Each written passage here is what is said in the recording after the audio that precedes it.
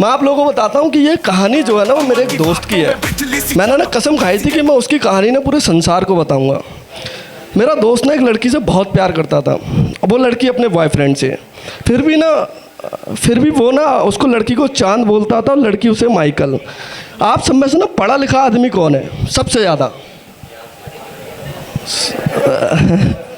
तो भाई आप बता सकते हो माइकल कौन था? माइकल एक वो इंसान था जो केवल चांद के ऑर्बिट में रहा था पर कभी चांद पे नहीं उतरा। समझो ये चीज़ गहराई में जाके।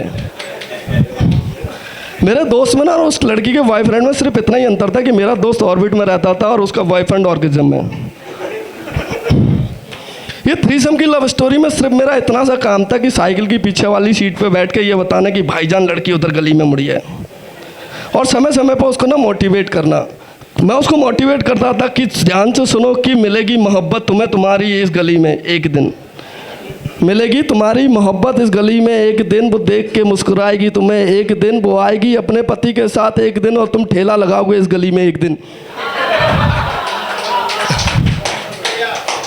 उसके बाद क्या था कि दोस्त को ना मैं अपने दोस्त के बारे में और उस लड़की के बारे में बताता हूँ कि क्या अंतर थे। लड़की जब सुबह सुबह उठती थी तो वो डाइट की खाती थी और हम लोग भंडारे का। वो जब बोलती थी तो उसके मुंह से ना फूल झड़ते थे, और जब वो बोलते थे तो मादर चूत। वो लड़की जो थी ना वो किसी नेता के ना काला धन थी, और मेरा दोस्त सरकारी रिटायर्ड ऑफिसर की पेंशन। पर मेरे दोस्त की ना मतलब जो लड़की का बॉयफ्रेंड था वो भी कम आदमी नहीं था। मैं जब भी उसको देखता था ना तो मुझे लगता था कि बेइज्जती का शब्द ना इसी की वजह से बना है। पूछो कैसे? अगर टीचर ना भरी क्लास में उससे पेंसिल मांगता था ना तो वो गलत जगह से निकाल के देता। मेरे दोस्त में और उसके बॉयफ्रेंड में ना सिर्फ इतना ही अंतर था कि मेरा दोस्त जो था वो आवारा कुत्ता था और उसका जो बॉयफ्रेंड था वो गोद लिया हुआ कुत्ता। पर मेरा दोस्त भी कम चरांदू नहीं था, वो ना अपने फ्यूचर की प्लानिंग कर रहा था। सर आप बता सकते हो एज अ मैन अगर आप कभी फ्यूचर की प्लानिंग करोगे तो कैसे करोगे? मतलब क्या क्या फैक्टर होंगे? मैं बताता हूँ। आदमी फैक्टर क्या सोचेगा? आदमी पहला फैक्टर सोचेगा कि उसके पास घर हो, मकान हो, एक दर्जन बीवी हो और एक अच्छा सा और एक अंधाधुंध पैसा हो। मैडम आप बता सकते हो कोई भी अगर लड़की ऐसे फैक्टर के लिए सोचेगी तो क्या सोचेगी फ्यूचर प्लानिंग के लिए? कोई भी मतलब आप 4-5 सुंदर लड़कियां बैठी हुई हैं, मैं चाहता तो क्या कर सकते?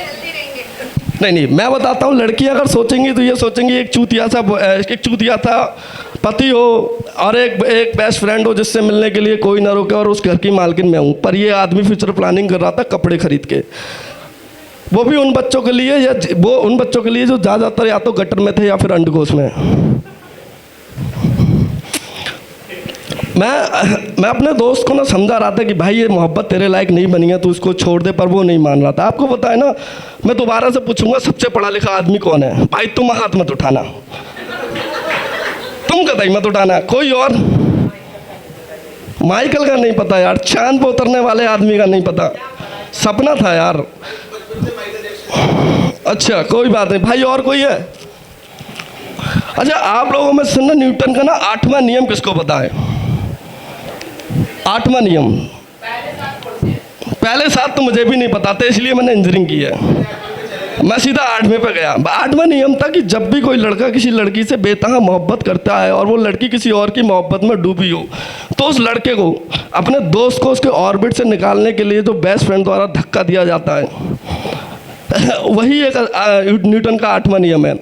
अगर आप मुझे बता सकते हो, जैसे कि मैडम मैं आपसे पूछूंगा कि अगर आपकी कोई बेस्ट फ्रेंड, मैम आप ही से पूछ रहा हूँ क्या नाम मैम आपका? प्रियंका मैम। अगर आपकी कोई बेस्ट फ्रेंड, मतलब ये मैम आपकी बेस्ट फ्रेंड है, अगर ये आपसे बोलें कि आप इनके क्रश पे या इनके बॉयफ्रेंड पे नज़र रखो तो आप कैसे नज़र रखोगी? नहीं कर सकती। मैं बताता हूँ, मतलब लड़की चलो ठीक है, पति पे आप रखोगी तो कैसे रखोगी? मतलब इनका पति है और आपको नज़र रखनी है।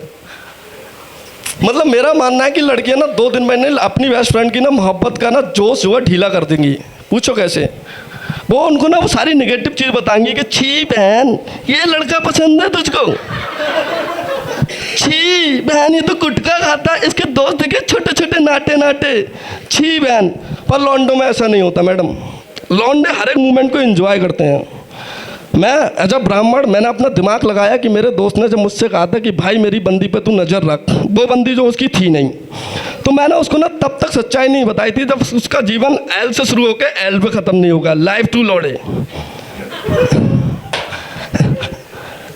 मैंने उसको ना, उसने मुझसे कहा था कि अमन भाई हम ना कोर्ट वर्ड में बात करेंगे ताकि कि तीसरे आदमी को पता ना चले कि मैं इससे मोहब्बत करता हूँ। मैंने कहा ठीक है। एक पल आ गया, मैंने उसको बताया, मैंने उसको मैसेज किया था कि कैसे बताऊँ कैसे समझाऊँ तुम्हें उस आधी रात की कहानी। गौर से सुनना, कैसे बताऊँ कैसे समझाऊँ तुम्हें उसे आधी रात की कहानी।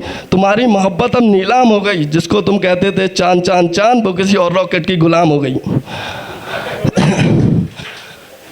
और जो दोस्त था ना, दोस्त मोहब्बत में डूब चुका था, वो उस लड़की के लिए आंसू बहा रहा था जो मुझे टुनटन पार्ट 2 लगती थी। टुनटन मौसी किस किस को याद है? मैं जब भी उस लड़की को देखता था ना, तो उसकी गर्दन पे मुझे उसकी छाती नजर आती थी और पेट पे बेयर हाउस। नहीं मैडम, वो टुनटन मौसी वाली, वो भीम वाली टुनटन मौसी जो लड्डू बनाती थी लोगों के लिए। उसके लड्डू खाने के बाद शिलाजीत जैसी पावर आती थी। भीम कहीं भी पहाड़ पे चढ़ जाता था, इतनी ज़्यादा पावर थी उसके लड्डू में कि वो चुटकी और दूसरी कौन थी, राजा की बेटी इंदुमती, दोनों के चक्कर में लगा हुआ था। भाई भीम किसने देखा है? तुमने भी देखा है, लगते भी तुम मुझे भीम ही हो। वो उस लड़की के लिए आंसू बहा रहा था। अगर वो लड़की रात में आ जाती थी ना, तो मुझे लगती थी ये मर्दाना है। अगर कोई लौंडा उसके सामने झुक जाए तो वो उसकी ले ले। Thank you so much guys, this is my time. अगर भाई आप लोगों को अच्छा लगा हो तो अभी अपना फ़ोन निकालें और यूट्यूब पे जाएं, द फैक्ट अमन को आप फॉलो करें।